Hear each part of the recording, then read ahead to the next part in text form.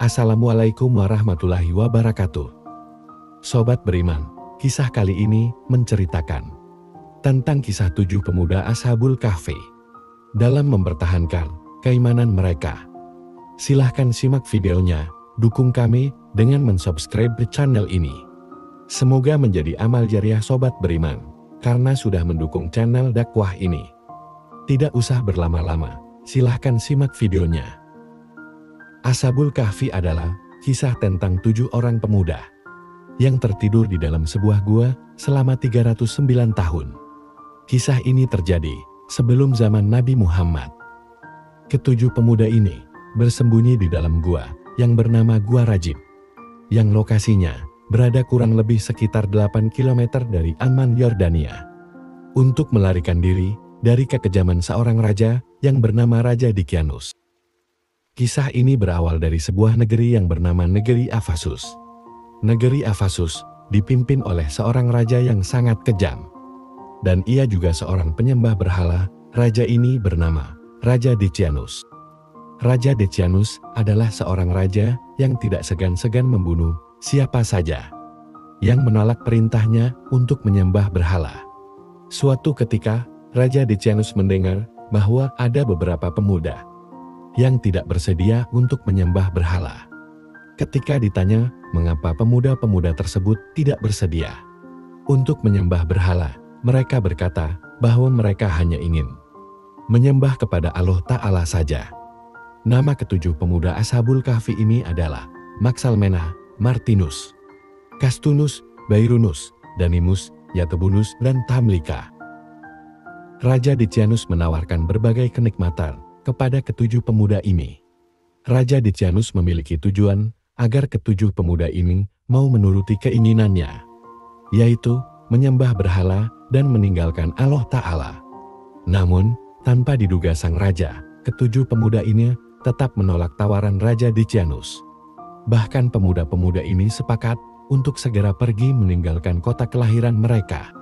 Mereka pergi keluar dari negeri itu dengan maksud untuk bersembunyi dari kejaran Raja Dicyanus dan pasukannya.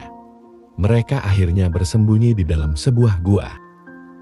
Gua ini bernama Gua Rajib. Mereka melarikan diri ke dalam sebuah gua, bukan hanya untuk menghindari kejaran sang raja dan pasukannya, tetapi juga agar mereka dapat beribadah kepada Allah dengan bebas dan leluasa. Kisah ini Allah abadikan dalam Al-Quran Nur Karim pada surah Al-Kahfi ayat ke-14.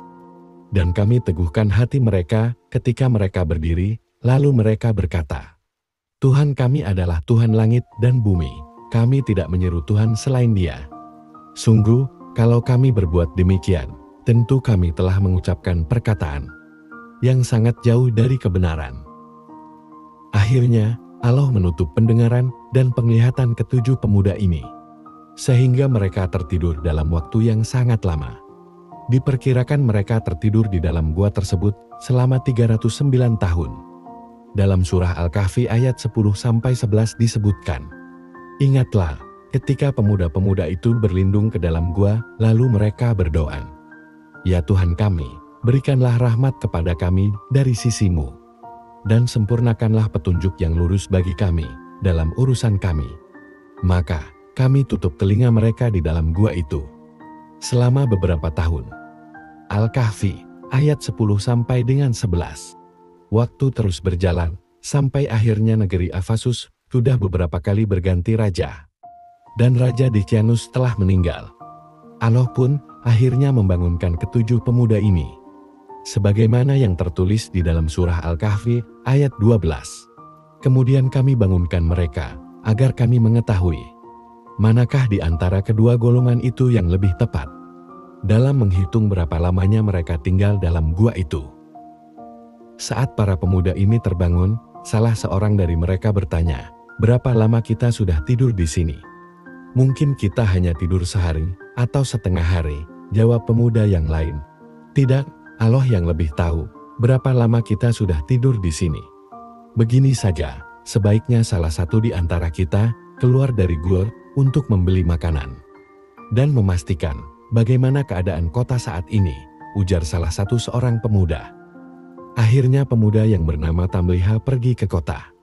Dia berjalan dengan sembunyi-sembunyi karena takut ketahuan oleh prajurit Raja Decianus. Namun ia merasa heran karena melihat banyak orang yang sudah beriman. Keadaan kota pun sudah sangat berubah. Kemudian ia bertanya kepada salah satu penduduk yang ia temui untuk memastikan nama kota tersebut. Penduduk pun menjawab, kota itu adalah kota Afasus, dan menjelaskan nama raja yang saat itu memimpin kota Afasus, serta tahun berapa saat itu. Dari semua penjelasan penduduk itu, tahulah dia bahwa dia dan keenam sahabatnya telah tertidur selama 309 tahun. Fakta lain dari kisah Ashabul Kahfi. Decianus adalah seorang raja Romawi yang menyerang Afasus. Kemudian ia memaksa penduduk Afasus untuk menyembah berhala.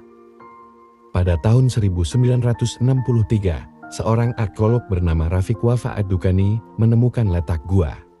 Daerahnya bernama Ar-Rahib, Yordania. Kesimpulan ini dibuktikan dengan adanya kuburan dengan jumlah seperti di dalam Al-Quran, sedangkan pada mulut gua ada tengkorak anjing. Sekelompok pemuda yang melarikan diri dari negerinya berjumlah 6 orang. Dan bertambah satu yaitu seorang pengembala yang ditemani oleh anjingnya. Raja Decianus memerintah dalam kurun waktu yang sangat singkat, yaitu sejak tahun 249 hingga 251 Masehi saja. Para pemuda tersebut bersembunyi di dalam sebuah gua di sebuah gunung. Gunung tersebut bernama Tihayus, tidak jauh dari tempat tinggal mereka. Setelah tertidur selama ratusan tahun, akhirnya mereka terbangun. Mereka terbangun disebabkan oleh sebuah suara yang berasal dari seseorang yang sedang membuat kandang di dekat gua yang mereka tempati. Ditemukan beberapa tulisan kuno pada dinding goa yang menjelaskan tentang keesaan Allah. Yang diduga tulisan itu adalah tulisan dari pemuda Ashabul Kahfi. Nama seekor anjing yang selalu menjaga ketujuh pemuda Ashabul Kahfi ini adalah Kitimir. Agama dari ketujuh pemuda ini adalah Nasrani yang tetap mengesahkan Allah Ta'ala. Sekian dulu kisah hari ini. Semoga kita bisa meneladani sifat mereka. Ambil baiknya dan buang buruknya. Semua gambar dalam video ini hanyalah ilustrasi. Terima kasih sudah menonton kisah ini sampai habis. Kami sangat memerlukan dukungan kalian semua. Kalian dapat memberikan dukungan dengan cara berlangganan channel ini. Semoga dengan berlangganan channel ini dapat menjadi amal jariah untuk kalian semua. Amin. Mohon maaf bila ada salah kata atau kekurangan dalam penyampaian. Akhirul kalam. Wabillahi taufik wal hidayah. Assalamualaikum warahmatullahi wabarakatuh.